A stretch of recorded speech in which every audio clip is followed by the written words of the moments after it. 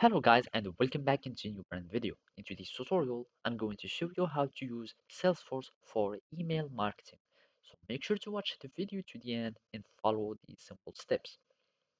So first, you will need to have already your base for your emails or your prospects. And to do so, you can start creating them from contacts and assign them to accounts. So basically, you can simply go to the accounts that you will find here, or you can simply go to the app launcher and search for accounts or contacts. So from here, you can find contacts and you can access the accounts and contacts. So first, you will need to start adding your prospects that will be in your CRM or that will be in your organization or Salesforce there. And then you will need to start mailing them. And for the mailing process, you can use automation.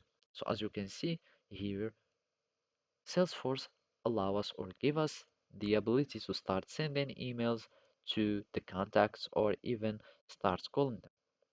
So now we need to go to setup so we can set up or build our flows. We can go to the quick find, search for flows, and from there you can create your own flow to start automating the mailing process. So I'm just going to create a new flow, and from there you can simply start learning on how to create flows in Salesforce. And basically, I'm just going to start from scratch.